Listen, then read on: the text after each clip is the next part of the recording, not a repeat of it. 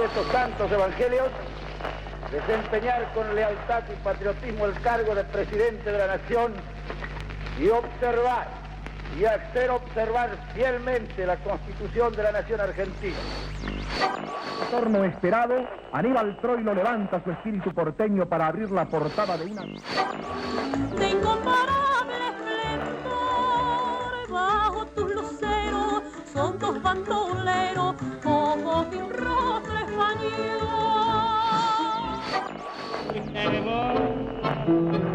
Yo con tus alas de rosa te vi volar mariposa y después ya el hijo del espartero lo quieren meter a fraile. Lo quieren meter a fraile y al hijo del espartero, ole, ole, ole, ole. Al hijo del espartero lo quieren meter a pobre ladrillo viejo junto a mí. Piloto no es a pomar, no es impermeable, le puedo hacer. Ahora nada se supo conquistar a la gran masa del pueblo, combatiendo al capital. Nunca más volvió, nunca más lo vi, nunca más su voz nombró mi nombre junto a mí. ¿Quién es usted? Soy chiquita. ¿Chiquito? Entonces, hoy es tu día franco. Soy el zorro solito, para mayores y pequeñitos. Soy el zorro, señoras, señores, de Miramones, voy a empezar. Esta noche que hay baila en el gancho de la camilla, llámame de sobrepaso tan guiadito bailaré.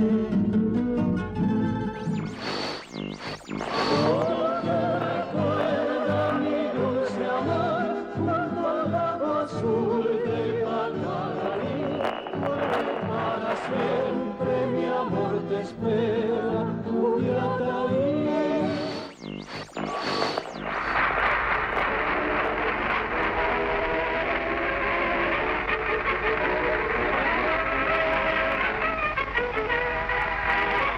Y mejores peinados, los Dora.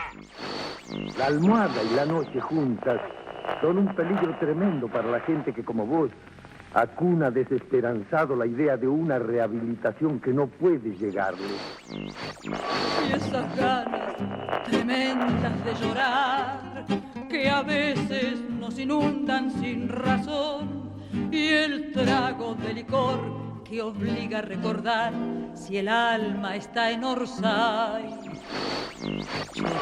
Arriba doña Rosa, don Pánfilo ligero y aquel... Mercedes Simone, número exclusivo de Federal.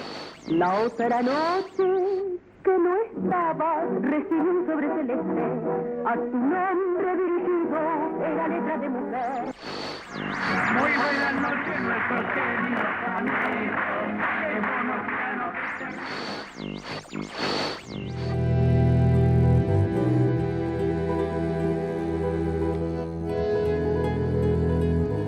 El 16 de junio de 1955, un grupo de pilotos en 40 aviones, en su mayoría de la escuadra aeronaval, bombardearon Plaza de Mayo y sus alrededores. Arrojaron 10 toneladas de bombas y ametrallaron calles y edificios, provocando cientos de víctimas, la mayoría trabajadores, niños y transeúntes comunes. Nunca se conocieron cifras precisas de víctimas. Las más exactas dicen de 400 muertos y más de 2.000 heridos, muchos de ellos mutilados y discapacitados permanentes. Los pilotos, al salir de sus bases, tenían una orden: maten a Perón. Es importante hacer una reflexión, que todos los argentinos hagamos una reflexión. Este fue el atentado terrorista más grande que se sufrió en Argentina, donde estuvieron de cómplices la Iglesia, todos los partidos políticos, no hubo ninguna condena por los muertos que quedaron ahí. Y fue lamentable de que hayan recibido a todos sus asesinos como héroes. Nunca hubo una, no digo un castigo, una nota, espero que la hagan ustedes, una nota de quiénes fueron los que mataron. Nadie condenó los acontecimientos en que murieron tantos inocentes. Eso es tan doloroso. Y para peor, han pasado todos los gobiernos, incluso peronistas, que han dejado pasar la posibilidad de rendirle homenaje a todos los muertos, sean militares, civiles, etc. Esperemos que el pueblo tenga esa reivindicación que nunca ha tenido, porque mucho pueblo fue el que murió ahí. Yo soy hijo de migrantes. Mi mamá es croata, igual que yo. Poplauskas. Todos provenimos de un pueblo de Italia. No me fue mal en la vida. Es posible que yo haya arrancado a lo mejor con una plataforma un poco más arriba que otros. Mi mamá aprendió a leer y a escribir de grande. Mis padres eran españoles. Lituano, el apellido es lituano. Me escribe unas palabras en croata y me llama de una manera que no me llama nadie, o sea, solamente mi mamá conoce el término. Por tradición, en cada una de las generaciones nuestra hay un Leonardo. Entonces ahí creí que mi mamá estaba bien. Este tío fallecido era Leonardo III, yo soy Leonardo IV y vamos por Leonardo VII ya. Quedé yo sola de los Poplauskas. A mediados de la década del 50, el presidente Juan Domingo Perón enfrenta una serie de conflictos políticos derivados de un enfrentamiento de clase. La irrupción en la historia de los trabajadores, después de los sucesos del 17 de octubre de 1945, y su afán de protagonismo en los destinos nacionales, fueron los verdaderos motivos de los trágicos días de junio.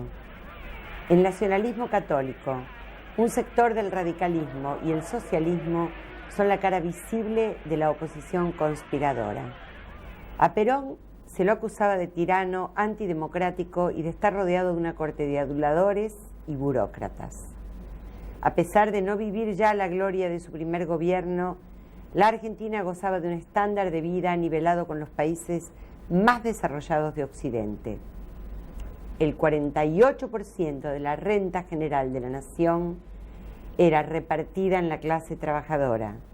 La salud y la educación estaban garantizados por el Estado.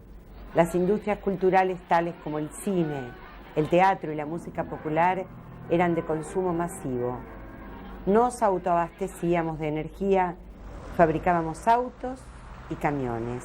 El gas, el petróleo, los ferrocarriles, la marina mercante, el correo y las aerolíneas eran del Estado argentino. La división social era evidente y muy clara. Peronistas y antiperonistas. Me sentía responsable. ¿Qué le digo a los padres? Porque yo tenía contacto con los padres de ellos. Una vez vino la madre de arriba y me dijo, usted es inteligente. Bueno, ¿cómo una persona inteligente puede ser peronista? Era de clase alta, ¿no? Ese día estrenaba un sobre todo nuevo que había comprado en los 49 auténticos. Iba orgulloso con mi sobre todo, tomé el trolebús en la esquina y llegué al ministerio. Subimos, casi siempre hacíamos bromas con el ascensorista porque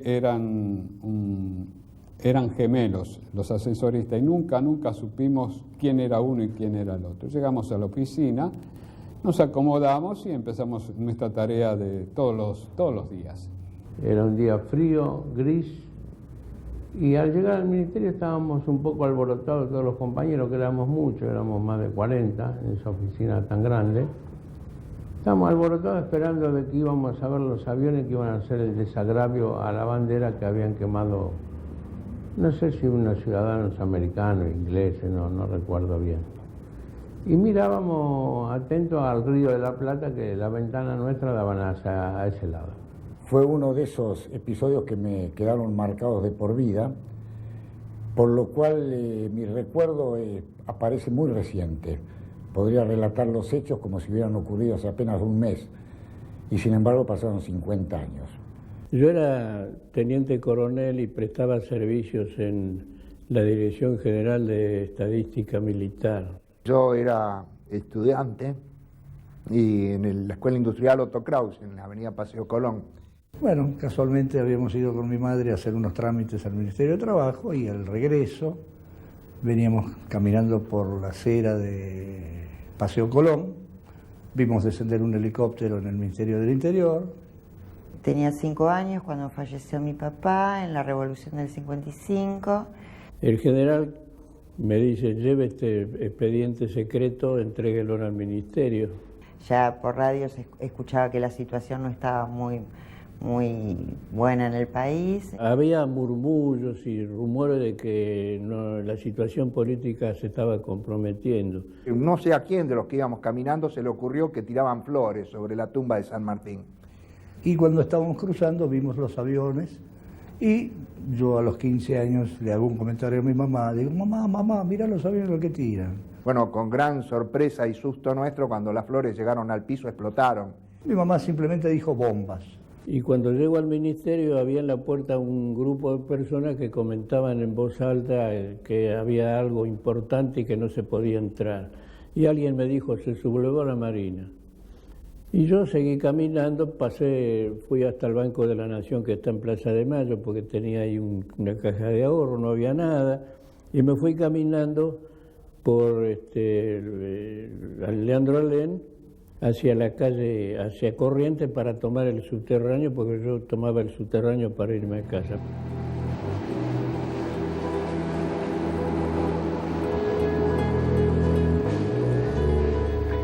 A principios de 1955, el conflicto se centraliza en la relación Iglesia Católica y gobierno. A pesar de que la mayoría del pueblo era cristiano, la jerarquía eclesiástica toma el rol de oposición política. El Parlamento deroga la ley que obligaba a la enseñanza religiosa en las escuelas públicas. Se presentan proyectos de ley de separación de la Iglesia del Estado. El propio secretario general de la CGT, que representa la voz del gobierno, se expresa en tal sentido. Se promulga la ley del divorcio y se equiparan los derechos de los hijos naturales. El 11 de junio, una multitud se reúne para celebrar el Corpus Christi. Marchan de la catedral hasta el Congreso Nacional. Se producen algunos disturbios y se incendia la bandera nacional. El gobierno denuncia que este acto es un agravio, mientras la oposición delata lo sucedido, acusando al gobierno de provocar los incidentes. La oposición, a pleno, marchan juntos tras la consigna Cristo vence. Desde el gobierno se anuncian actos de desagravio. Una escuadrilla de aviones Gloster Meteor sobrevolarían la Plaza de Mayo a modo de saludo a la memoria del general San Martín. El día fijado, 16 de junio a las 10 de la mañana. En esos empezamos a escuchar unos ruidos bastante violentos y asomándonos a la ventana vimos helicópteros. Nosotros estábamos en el piso 10, ¿no? Y yo comencé a hacerle seña al piloto, porque era una cosa inusual ver un helicóptero. Entonces nos acercamos, lógicamente, a la ventana. Era un acontecimiento que no lo veíamos muy a menudo. Y le digo a un compañero, abrí las ventanas. Abrámoslas. Las chicas que estaban con nosotros en ese momento ahí, mirando el helicóptero, dijeron, no, que hace un frío bárbaro. Bueno, mi compañero dijo, abrimos igual. 6:15 horas, Casa Rosada. El presidente Perón llega como todas las mañanas muy temprano a su despacho. Es inmediatamente informado de la situación. Se teme un alzamiento de la Armada. Le aconsejan que deje la Casa de Gobierno y se dirija al Ministerio de Ejército rodeado de tropas leales. El presidente prefiere no alterar el orden de las audiencias programadas. Primero, reunión de gabinete y a las 8 horas, el embajador de los Estados Unidos.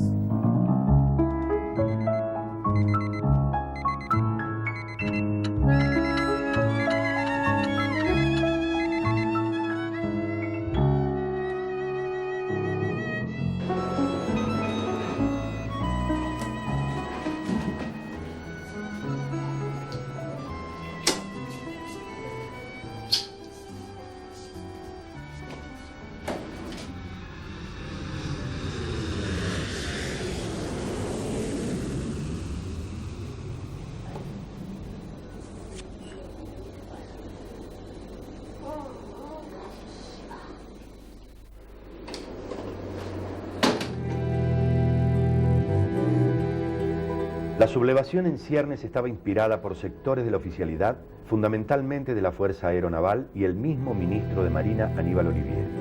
Por el ejército, el comandante del tercer cuerpo con asiento en la ciudad de Paraná, Justo Bengoa. El jefe de Sanidad, el general Pedro Eugenio Aramburu. Sectores de la aeronáutica y civiles, en su mayoría jóvenes de militancia católica. Por los partidos tradicionales se destacaban Américo Ghioldi, del Partido Socialista, Miguel Ángel Zavala Ortiz, del sector unionista de la UCR, Adolfo Vicchi, Partido Demócrata, y los dirigentes nacionalistas Luis María de Pablo Pardo y Mario Amadeo, como algunos dirigentes del Partido Comunista.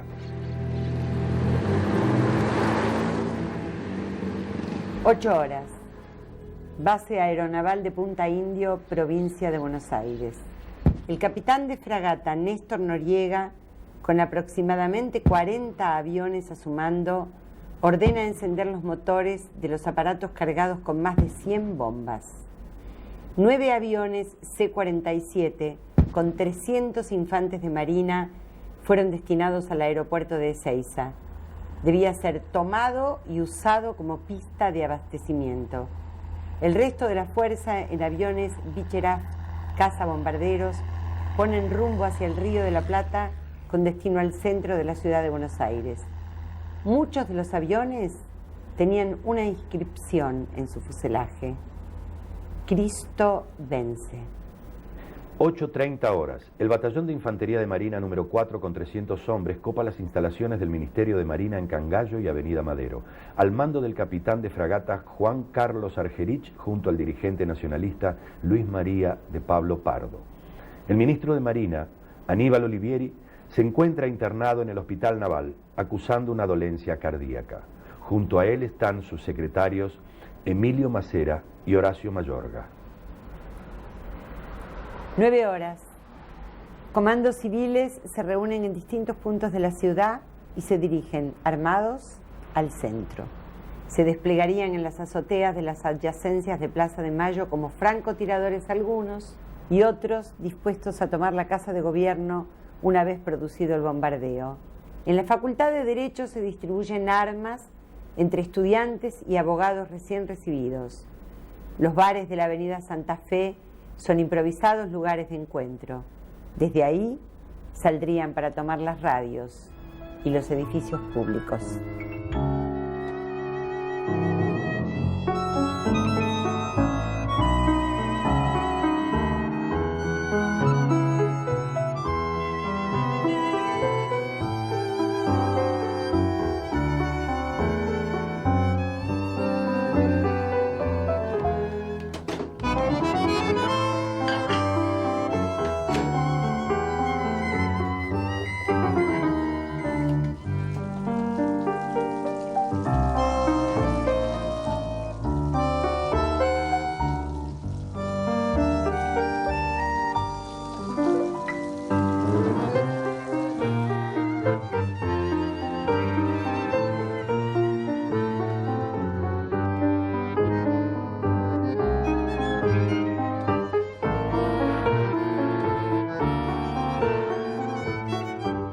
Horas.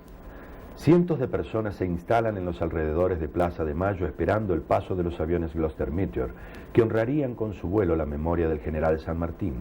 Entre los presentes llegan alumnos de las escuelas vecinas al centro. Parece que el mal tiempo impide el desfile aéreo. Por suerte, muchos se retiran antes del mediodía y otros no llegan. La noche era espantosa dentro de la ciudad de Buenos Aires. Fue algo muy triste realmente, que a través del tiempo no lo hemos podido superar, ¿no? Si en algún momento me pongo a llorar, discúlpenme. Después por mucho tiempo, meses le digo, sentía un pánico muy grande. Hoy debe tener un nombre médico lo que a mí me quedó. Me convertí en un depresivo crónico. Buscamos los recuerdos. Muy afectado al sistema nervioso. No puedo hablar, no. Pero me costó 30 años de terapia y todavía hago de vez en cuando. Miren, muy mal. Yo tuve 2 años que yo no podía leer ni el diario. Papá no volvió a ser el mismo tampoco. Lamentablemente un recuerdo imborrable de ver en mi Buenos Aires o en la Argentina aviones que venían en picada ametrallando y tirando bombas. Cuando me dijeron que se había ido al cielo, lloré muchísimo y nunca más pregunté por él. Eso es, lamentablemente es inolvidable, no me lo puedo olvidar nunca más. Es todo lo que puedo decir. 11:30 horas. El capitán de corbeta Carlos Celestino Pérez, jefe de la escuadra de C-47, toma el aeropuerto de Ezeiza sin resistencias. 12:30 horas. El mal tiempo imperante impide que los aviones al mando de Noriega puedan acercarse a la ciudad. La Plaza de Mayo muestra una normalidad absoluta. Los transeúntes llegan o parten hacia sus tareas normalmente. Nadie presuponía que minutos después el orden y la paz serían vulnerados.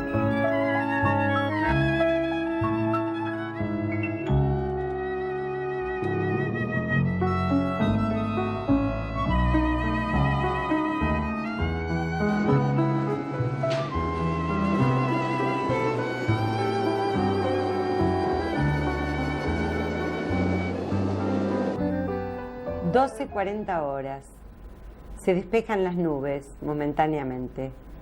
A bordo de su avión caza Beechcraft, Noriega ordena al resto de la escuadrilla que lo siga. Detrás se encolumnan el teniente Santiago Savarost y Carlos Fraguío.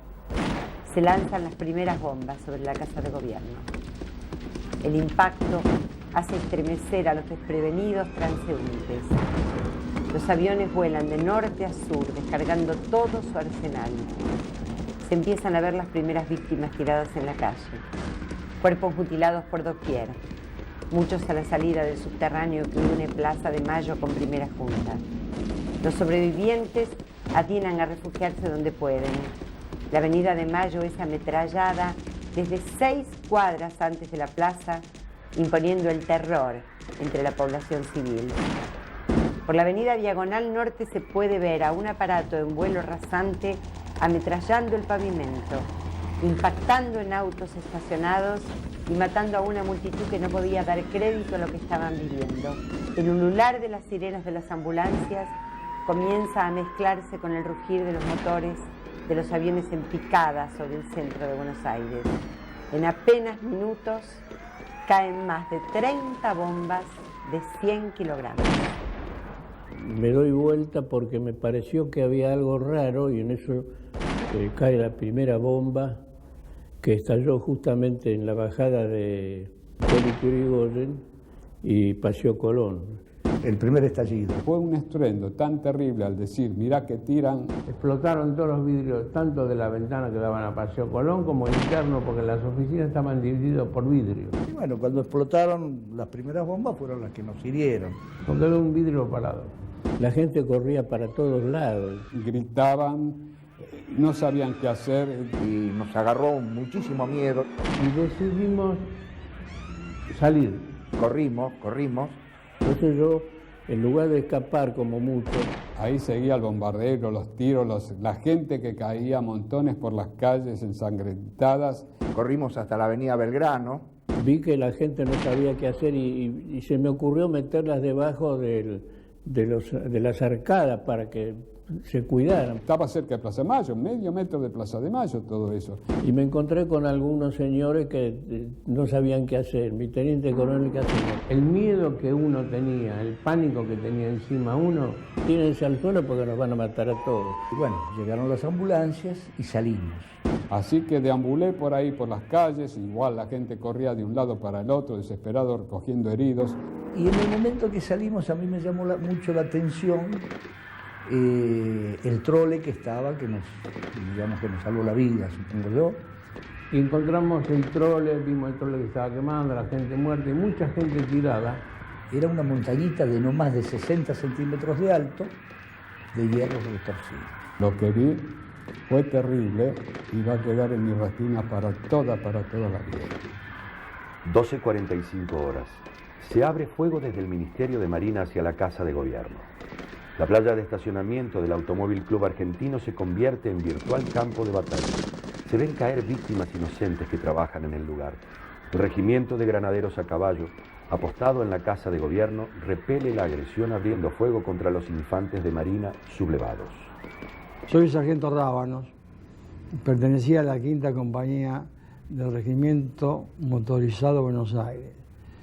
Más bien dicho, el glorioso Regimiento Motorizado Buenos Aires, que fue que sofocó la subversión del 16 de junio, que fue que tomó el Ministerio de Marina. Estoy acompañado por Vila, sé los apellidos y no los nombres, Vila, Colonna, Marcia Fava, Colsani y Mastroianni. Voy a contar los acontecimientos como lo vimos. Nosotros a las 12 y no sé cuánto, bueno, nos tocaron la campana en el Regimiento Motorizado Buenos Aires y salió el regimiento, no sé a qué hora habrá llegado acá, desde el regimiento hasta la calle Madero. Y cuando llegamos, percibimos, pasaban 2 aviones Catalina sobre la Casa de Gobierno tirando bombas. Yo digo que el miedo hace a héroes y cobardes. No sé si fuimos héroes, pero por lo menos cobardes no. Y ahí pues, salieron todos. Yo después tuve que ir a buscar municiones al regimiento. No sé, por la calle Balcarce o Defensa nos ametralló un Gloster Meteor. El regimiento fue tomando posiciones y empezamos a ver algo que no vimos en esta vida. 2 trolebuses con la gente seca, alguna hecha bolsa. Los chicos que habían muerto por la onda explosiva, seca, adentro de él. Y bueno, yo creo que a la noche a eso de las 7 de la tarde, escuchamos dentro del Ministerio de Marina que se había suicidado el almirante Gallulo. Uno de los primeros que entraron fue el mayor Vicente, Pablo Vicente, y encontramos al pobre tipo, digo pobre porque estaba muerto, con una foto de los hijos, un rosario, tirado contra la pared. 12:50 horas. En la esquina de Paseo, Colón y Alsina, un trolebús de la línea 305, que une el Correo Central con la estación Lanús, es alcanzado por la onda expansiva de una de las bombas. No hubo sobrevivientes. Se calcula, según testimonios, que el transporte iba repleto de pasajeros. Murieron 65 personas, entre hombres, mujeres y niños. Se pueden ver decenas de automóviles incendiados con cuerpos calcinados en su interior. Muchos empleados mueren ametrallados cuando las balas impactan en los edificios públicos. La lluvia no cesa, como queriendo lavar la sangre de las calles para un pronto y silencioso olvido. Salimos con los camiones de Pichinchigaray, llegué a la aduana, nos bajaron allí y nos dijeron que al frente había tropa de infantería enemiga. Bueno, infantería de marina enemiga. Tuvimos como objetivo tomar la Casa de Gobierno.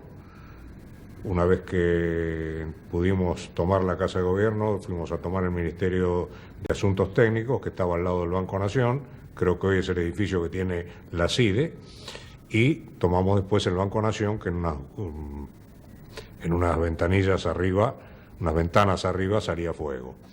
Después fuimos al Playón, en donde nuestro capitán, que era el señor Dicandia, digo señor porque es un señor, perdió prácticamente la vista de un ojo, una esquirla de una bomba, y bueno, después tomamos el Ministerio de Marina, que entramos prácticamente junto con el mayor Pablo Vicente.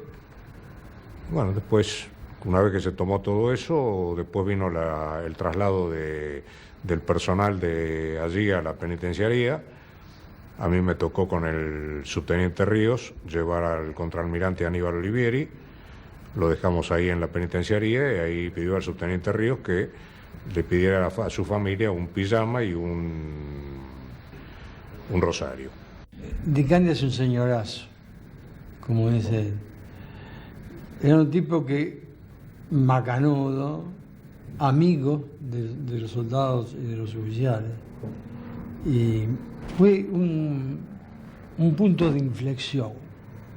El bombardeo de Plaza de Mayo, el hecho de perder la vista de un ojo. Era un muchacho que corría carreras y entró, se apaciguó de tal manera, y yo lo tenía seguido. Yo puse un negocio, en el 55 me fui, o me fueron, un poco cada cosa. Él sabía que todos los que habíamos estado en el motorizado Buenos Aires estábamos complotando para hacer la revolución de General Valle. Y él estaba en actividad, y vino a mi negocio. Dígale a los muchachos, a Blanquito, a estos que no se metan, que es lo que están proponiendo, es sofocar un movimiento provocado por ellos mismos para fusilar y provocar un escarmiento. Cuando dijo fusilar, entonces fui y le avisé a todos los que estábamos metidos. El jefe del grupo nuestro era el mayor Vicente. El mayor Vicente no quiso seguirle, bueno, después se fugó. Pero él vino a avisarnos que no nos metiéramos nada porque están buscando escarmentar al poco ejército que quedaba que simpatizaba con Perón. ¿Te acordás que en el estacionamiento era del Automóvil Club? Estaba la garita del Automóvil Club. En el mismo momento, que se lo llevan a Di Candia al hospital militar, ahí donde estaba la garita del Automóvil Club había un tipo, le faltaba del tronco para abajo todo. Estaba apoyado esto en el suelo, no tenía piernas, nada. Pedía por favor que lo levantaran, que lo movieran. Y yo me acuerdo porque conmigo estaba el teniente primero Gómez. Íbamos a ir a correr, me dice, no, nos hizo quedar ahí abajo del tanque, que no fuéramos. Estábamos abajo del tanque que estaba ahí. No, hay imágenes que no se borran nunca más. 13:15 horas. La CGT hace un llamamiento en defensa del gobierno nacional. En las fábricas, miles de trabajadores abandonan sus puestos de trabajo. Por las avenidas se ven llegar camiones repletos de gente. Algunos se dirigían directamente a la Plaza de Mayo, quedando expuestos al fuego de los aviones sublevados. En su mayoría, iban con palos y herramientas de trabajo en mano. 16 de junio, día jueves, había ido a asumir como todos los jueves mi guardia en el Hospital Cosme Argerich de la Boca, sin pensar en la tragedia que se nos avecinaba a pocas horas después. Hasta que llegó el mediodía. En ese mediodía recuerdo que llegó un chico con una ruptura de vaso. Fueron al cuarto piso donde estaba la sala de cirugía a proceder a operar de urgencia a este chico. Y el resto de los compañeros de guardia, que en ese tiempo se llamaban los perros porque eran los que recién ingresaban a la guardia, habían ido a almorzar. Cuando de pronto ingresa un carro policial con un agente desorbitado trayendo un enfermo. Como era habitual, le pregunto en ese momento a gente qué pasa, un accidente de tránsito. Me dice, doctor, están bombardeando Plaza de Mayo. Acudí de urgencia al piso donde estaban operando. Recuerdo que le dije al doctor Sichero Ragosa, doctor, están bombardeando Plaza de Mayo. Y el doctor, que era un hombre muy serio, de ojos vivaces, de anteojos, bigotito, me contestó, García, estoy operando, ¿qué quiere que haga? Me dio directivas que me comunicara con el director del hospital, así lo hice, e inmediatamente el director acudió y se comenzó a llamar al resto de los médicos que por la hora ya se habían retirado a su domicilio. Ese momento fue el pandemonio. La cantidad de heridos que llegaban mutilados por esquirlas de bomba era realmente dramático, una experiencia inédita para alguien que como yo tenía dos meses recibido, me había recibido en el mes de abril, Y esto realmente creó un estado de confusión de tal manera que prácticamente no sabíamos qué hacer. Yo debo reconocer que nunca fui un habilidoso quirúrgico, por eso me dediqué a la pediatría. En consecuencia, yo operaba muy poco. Así que mi tarea se limitó prácticamente a hacer la de un enfermero más. Subimos al piso de los practicantes, que daba al norte, de lo cual tenemos una visión, y ahí comprobamos realmente un espectáculo que era apabullante. Los aviones de caza, los Gloster Meteor, volaban sobre el Hospital Argerich, de ahí giraban y en picada se lanzaban sobre la Casa de Gobierno, sobre Plaza de Mayo. Yo recuerdo que me decían en ese momento de que cada tantos disparos salía del ala de los aviones un destello luminoso. Bueno, era un destello luminoso tras otro, lo que da una imagen de la descarga de metralla que estaban ejerciendo. En el fondo aparecían con su andar pesado los Catalina, los bombarderos, que lanzaban unas cositas negras que cuando llegaban al suelo explotaban, eran bombas.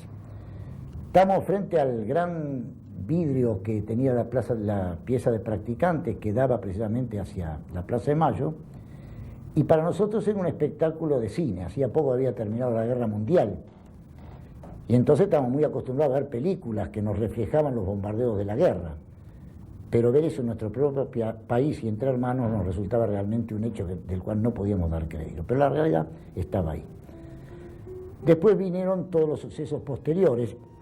Vimos pasar por Almirante Brown, viniendo del puente de La Boca, a los obreros que en camiones iban dando la vida por Perón armados con palos, nada más como única arma, y nosotros veíamos que a pocas cuadras de ellos el bombardeo seguramente iba a cobrar gran parte de ellos como víctimas de esto.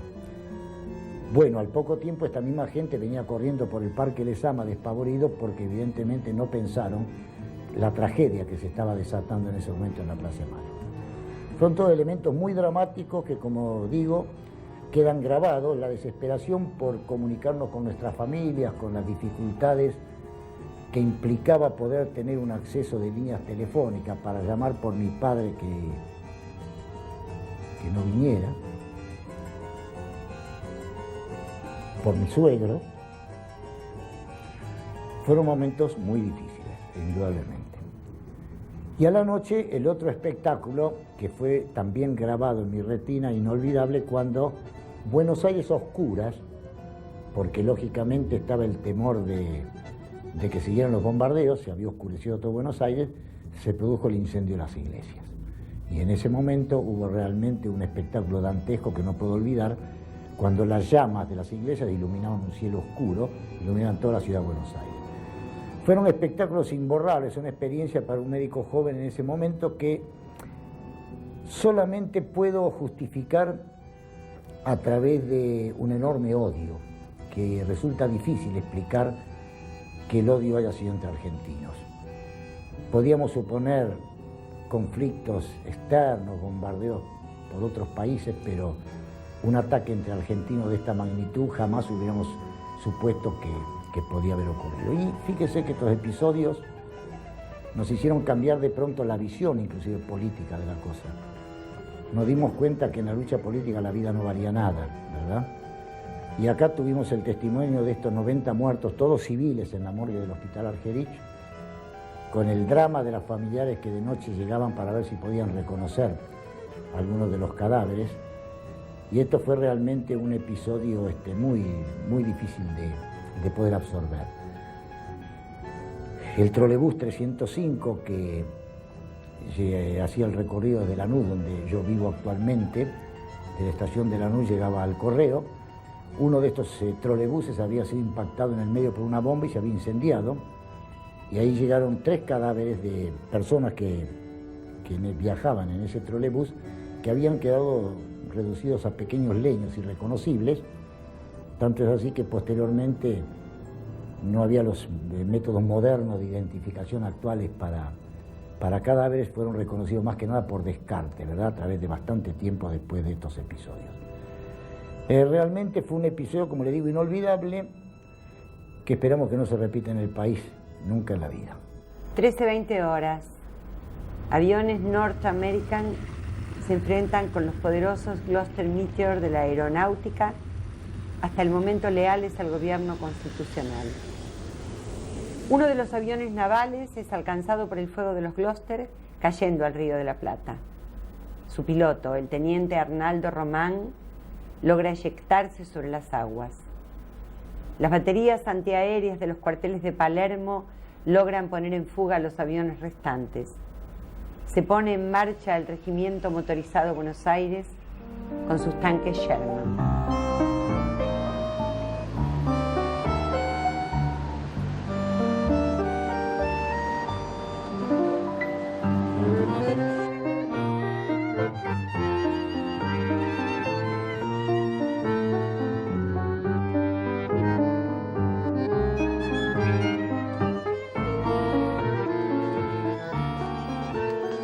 ...13:30 4 aviones Gloster Meteor leales al gobierno bombardean los hangares de Ezeiza, destruyendo un C-47 al mando del capitán Enrique García Mansilla.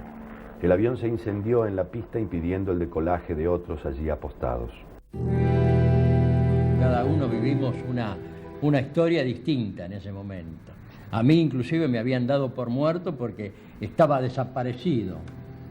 Yo con un cabo del regimiento y otro soldado más, Jiménez, esa noche nos daban por muertos porque no sé por dónde estuvimos, perdidos. Yo tenía en ese momento a cargo, por ser furriel motorista y como no tenía mucho movimiento, un camión semioruga.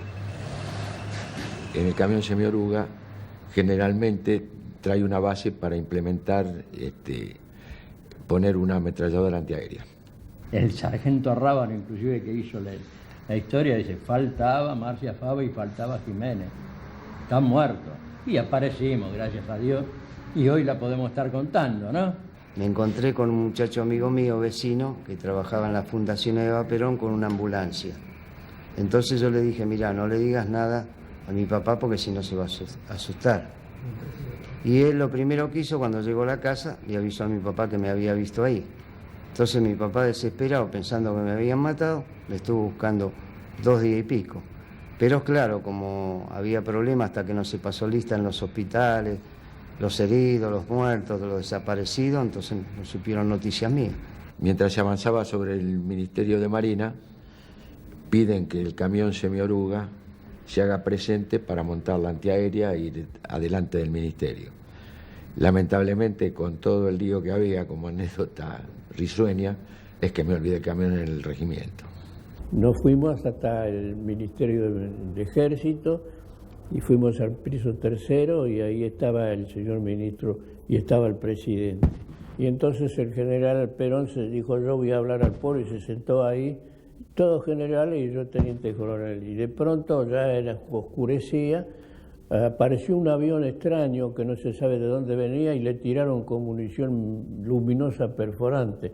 Y por delante de la ventana pasó una ráfaga de ametralladora luminosa. Fue un desparramo, ¿no es cierto? No se concientizó a la gente de lo que había sucedido. Entonces uno puede contar una anécdota en la casa de que estaba haciendo la conscripción, de lo que pasó, una anécdota más bien de tipo risueña, sin ver que quizá el objetivo de lo que uno quisiera contar fue el sufrimiento que tuvo, ¿no? Si los hijos nuestros hubieran leído, hubieran visto, se les hubiera informado de lo que sucedió, iba a quedar como anécdota en el caso mío que me olvidé un camión, pero nunca lo que pasó. Todavía no te sanciones, Boris. 13:50. Los subversivos bombardean la residencia presidencial de Agüero y Libertador. El accionar llega hasta la esquina de Las Heras y Pueyrredón. Caen 2 bombas, matando a 3 personas. Un policía de nombre Enrique Gil y un estudiante de 15 años y una mucama de 20 no identificados. Los cuerpos son llevados al Hospital Rivadavia. Mi madre tuvo una herida en la pierna derecha, detrás de la rodilla, en la parte superior. Parecía que habían tirado sangre con balde o con manguera. Gritos alucinantes por todos lados. Y llegaba hasta el medio de la pierna, de 20 centímetros por lo menos, abierto totalmente, Todo el mundo estaba herido, incluido yo estaba herido también. De un boquete bastante importante, que una camiseta de un chico de 15 años, de interlock, de manga larga, entró completa en el boquete. Había personas muriéndose. Le hice un tapón en la herida, lo vendé con una camisa y con la corbata y el cinturón le hice el torniquete. 14:30 horas. Un sector de la aeronáutica hasta el momento leal al gobierno se sublevaba al mando del comandante Agustín de la Vega. Varios Gloster Meteor se pasan al bando rebelde, entre ellos los pilotos Carlos Carus, Orlando Arrechea, Mauro Saita, Eduardo Correa y Jorge Mones Ruiz. Había personas que habían perdido las piernas. Yo realmente pensaba que si se salvaba, sobrevivía, la pierna no se salvaba. El gordo Fasanero. Dijo que regresaba para almorzar. Lo levantó en el aire y lo hizo pasar por arriba de un coche, pero lo levantó como si fuera un papel. Un espectáculo que no se puede describir. Después de 3 días lo encontraron en el cuerpo destrozado en el hospital de clínicas.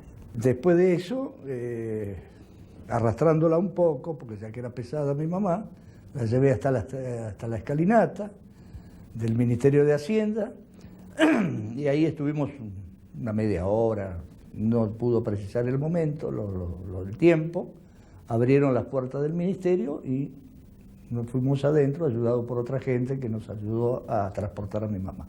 14:50 horas. Se produce el segundo bombardeo a la Plaza de Mayo. Mones Ruiz, al mando de un Gloster Meteor, recibe órdenes del capitán Noriega.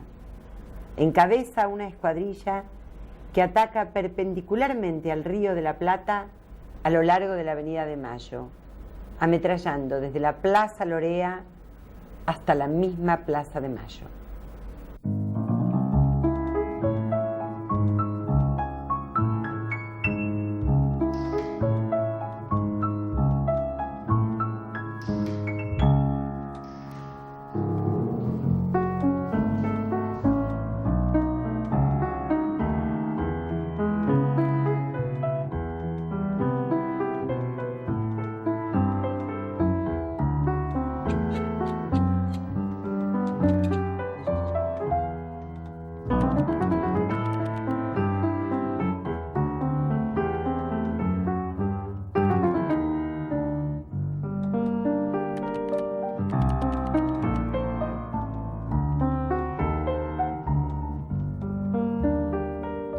Horas.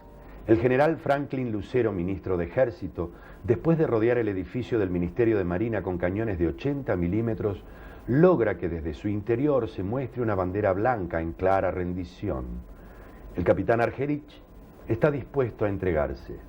Los generales de Ejército Wright y Valle se encaminan junto a una brigada de ejército seguidos de un grupo numeroso de civiles. De pronto se vuelven a escuchar nuevos bombardeos a la Casa de Gobierno, acción que hace que se repliegue la bandera blanca y abran fuego contra los que iban a tomar el edificio. En la escaramuza caen numerosos heridos y varios muertos, en su mayoría civiles desarmados. El papá de mi papá, mi abuelo, a los 6 meses falleció después de la muerte de su hijo porque no lo pudo sobrellevar. Yo eso no lo viví, sé que a mí me llevaron a otra casa, sé que para mi madre fue toda una pesadilla y bueno, fueron entre familiares y amigos buscando de hospital en hospital a ver si podían encontrarlo, con la esperanza de encontrarlo con vida, ¿no? Por supuesto. Sí, con mi abuela sí, hablaba de mi padre, pero bueno, no de su muerte ni de esto lo que hablaba. Mi abuela me contaba cosas, pero ella lo sobrellevó bastante bien.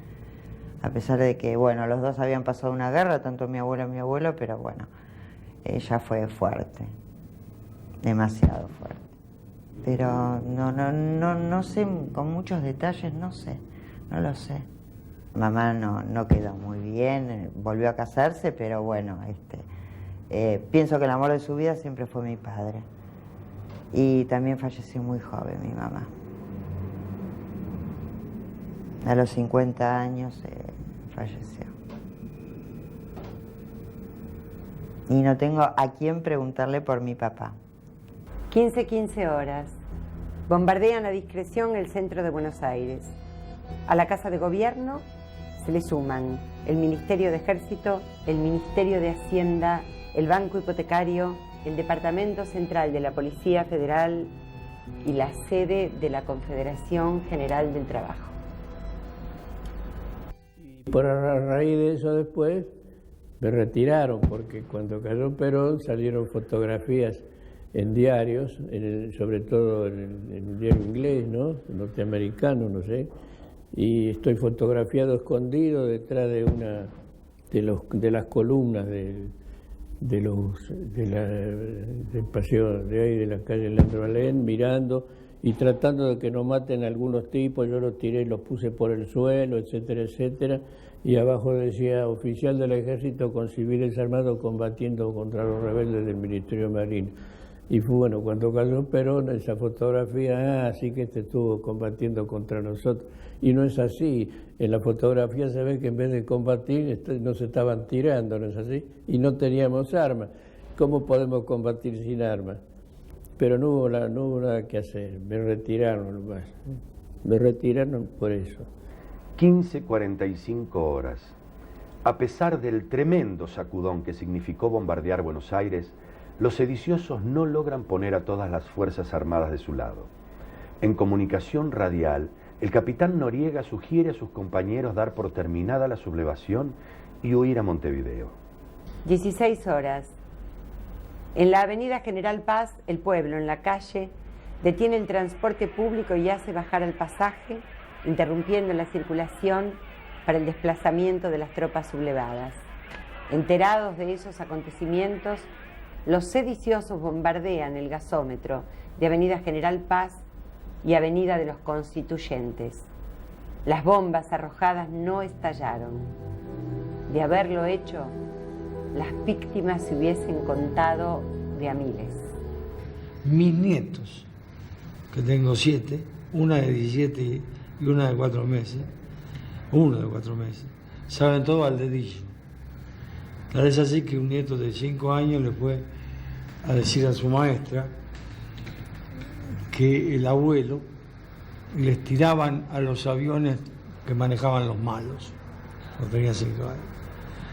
Y la vez pasada veniendo por acá, que venía con 3 nietos que mi señora los llevaba al Colón, quise ver lo que había en el Ministerio de Economía, que todavía están las marcas para ver si hay una placa o algo. Hay una placa tan insulsa que me dio bronca, y si hubiera sido más joven capaz que me ponía a arrancar. Nada, hasta los peronistas han ignorado esto. 16:30 horas.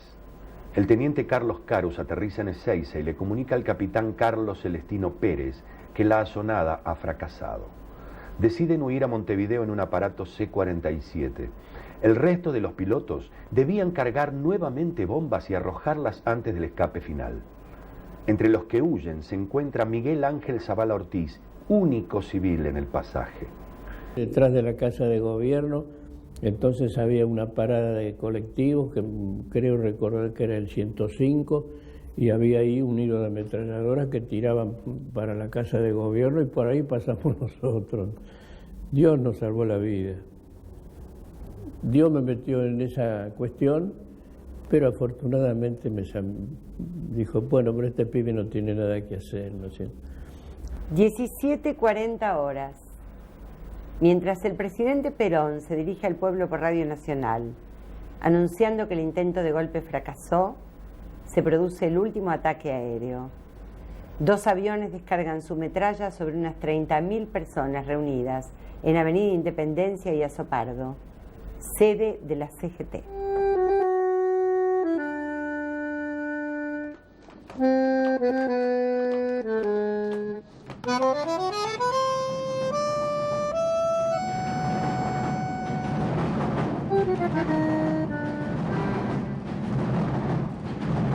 (17:40 hora de Roma).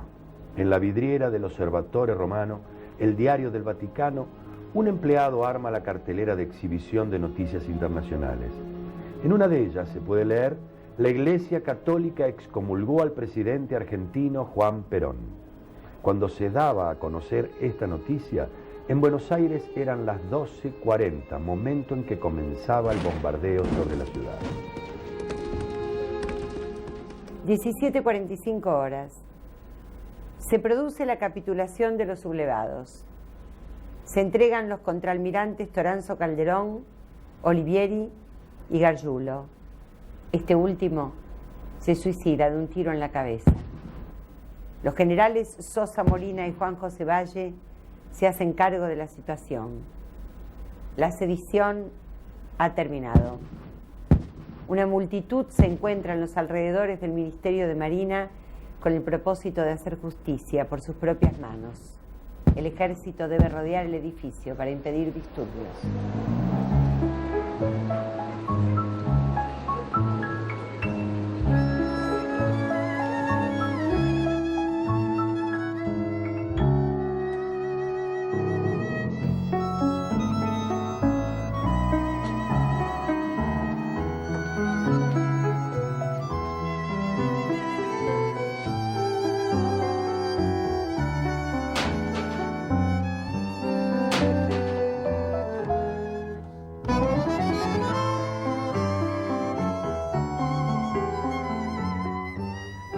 Horas, el general Justo Bengoa, la cara visible de los sublevados del ejército, intenta huir en su propio auto a Entre Ríos, pero no puede pasar más allá de la avenida General Paz. Cuando se presenta ante el general Lucero, le dice que él no está al frente de ninguna revuelta, dándole su palabra de honor de soldado y general de la nación.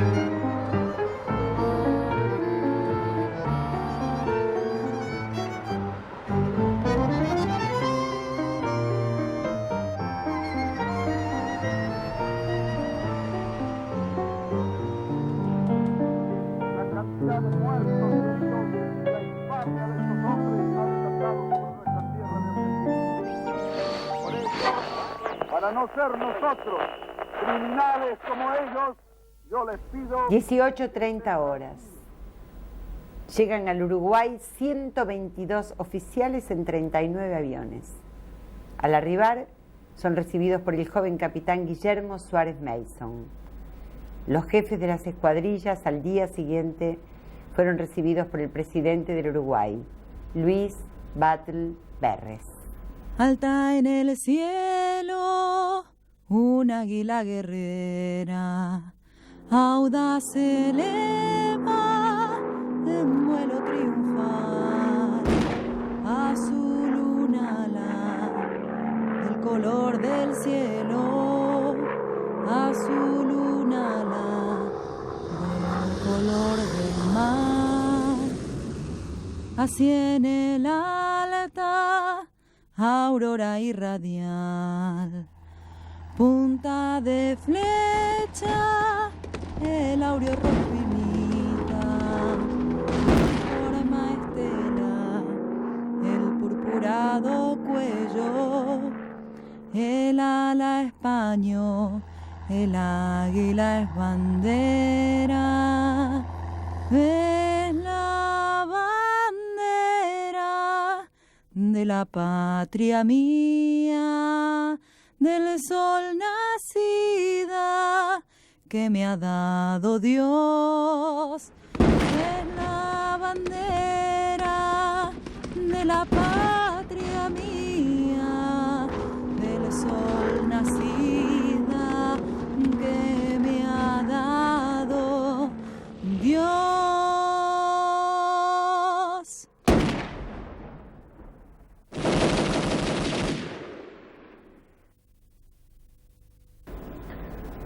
19 horas.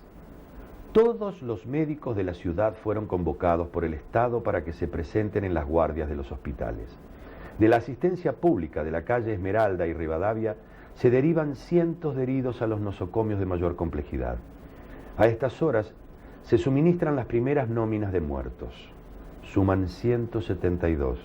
Entre estos, 23 NN. Los hospitales afectados son el Argerich, Rawson, Clínicas, Alemán, Fernández, Ramos Mejía, Álvarez, Durán, pirovano, Rivadavia, italiano y español.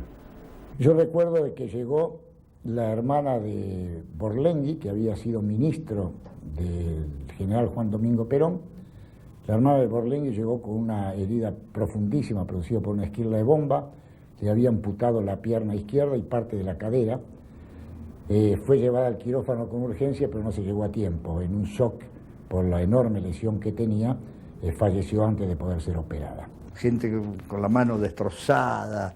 Vimos otro, cuando entramos al ministerio se ve que habían entrado a varios heridos, uno totalmente abierto, destripado con las tripas al aire, diciendo Yo veía eso y realmente decía, bueno, lo de mi mamá no es tan grave. Recuerdo que un hombre de mediana edad, y esto lo tengo presente porque lo atendí yo cuando llegó a la guardia, vino corriendo desde Plaza de Mayo hasta el hospital. Cuando le pregunto qué le pasaba, me mostró el pie. Tenía una herida de bala de ametralladora de un avión que le había perforado totalmente el pie. Había penetrado por el dorso y había salido por la planta. Pero este hombre, con el terror que le provocaba ver los aviones que se lanzaban sobre el Plaza de Mayo, atinó a correr hasta el hospital sin darse cuenta o sin sentir el tremendo dolor que sin duda le estaba provocando esta herida.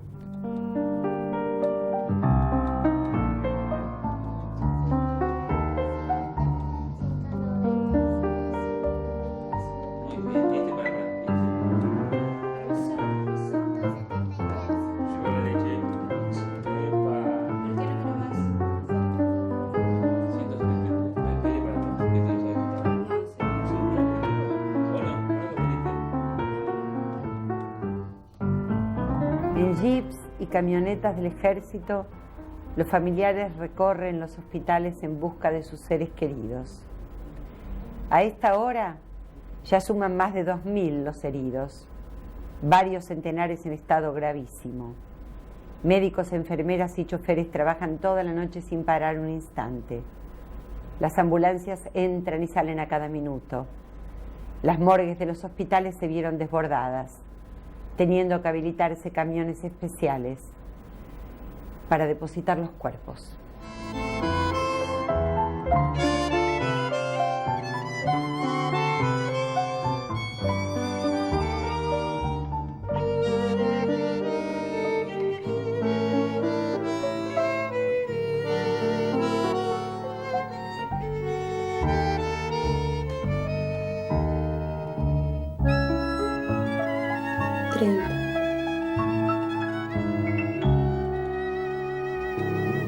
Sí.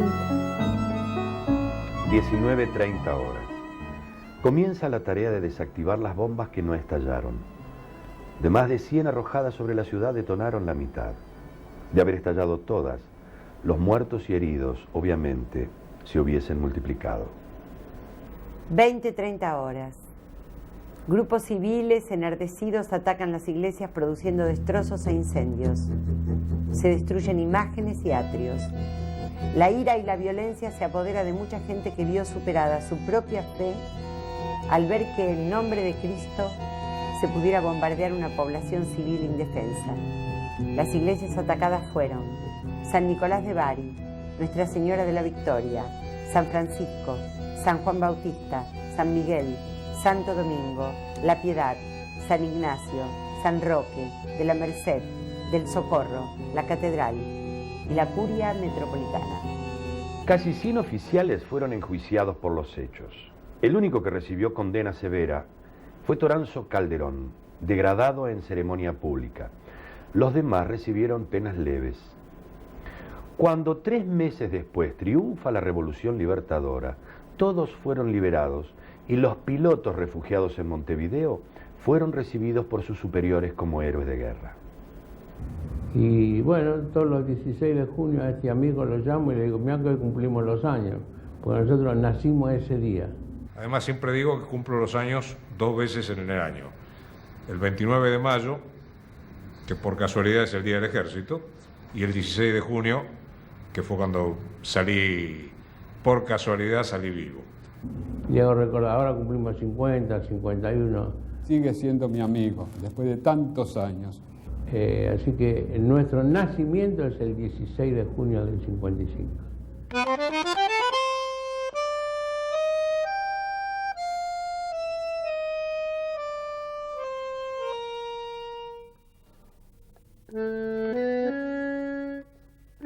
Vamos a cantar el himno nacional, recordando a los mártires que cayeron el 16 de junio.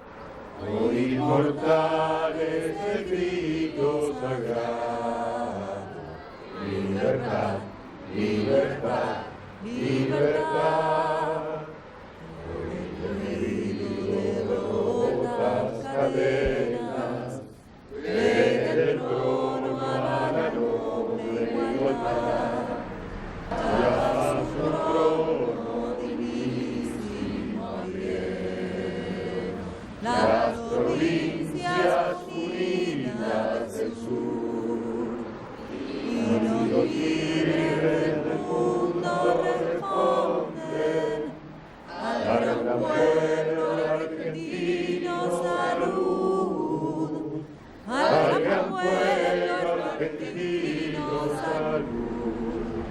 Y los libres del mundo responden al gran pueblo argentino salud.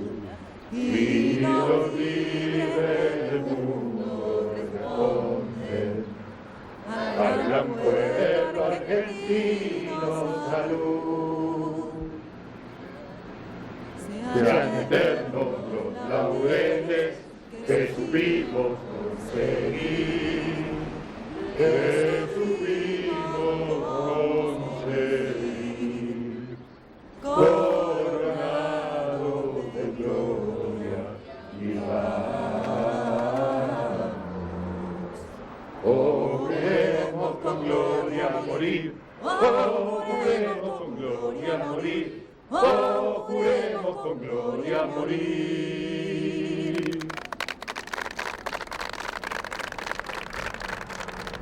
El 16 de junio de 1955, día del bautismo de fuego de la Fuerza Aérea Argentina contra su propio pueblo, fue en realidad día de sediciosos y sublevados al orden constitucional.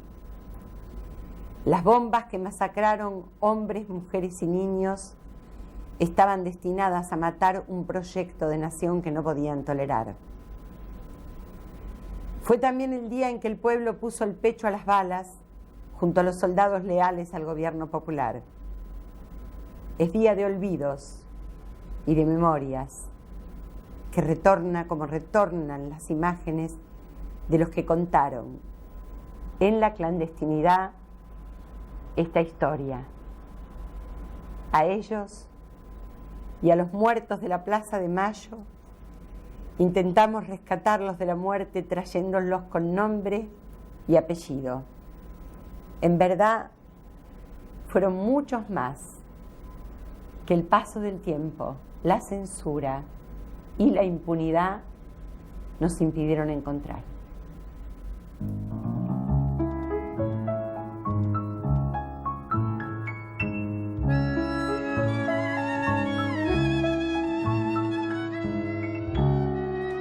Eran sueños laburantes,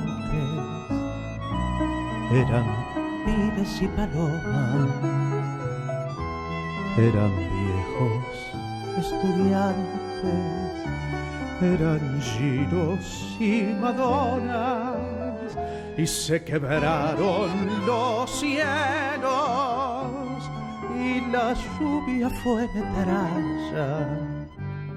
Se callaron los mortales, las historias, las palabras. Eran bardos jubilados y sabiondos y suicidas. Era el mejor del colegio, era el botón de la esquina. En una plaza de junio, armados de felonía, un tal Caín y un tal Judas salieron de cacería. con las garras escondidas entre cruces y banderas. Era una muerte cobarde, era una muerte extranjera, con color de culta Europa y olor a barras y estrellas.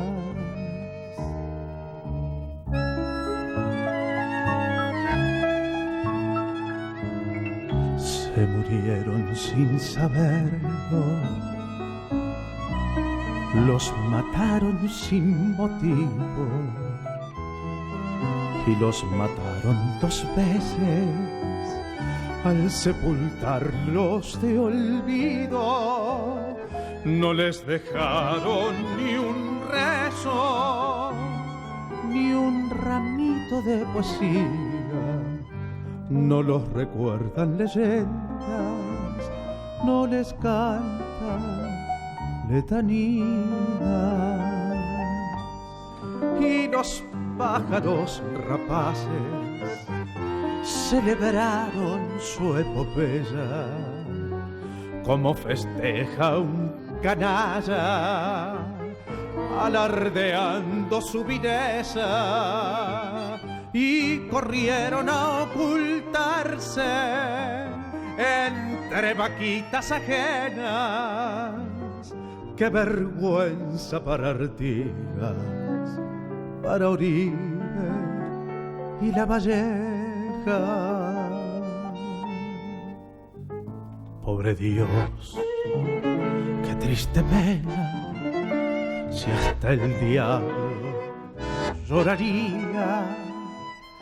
Volaban bajo los buitres,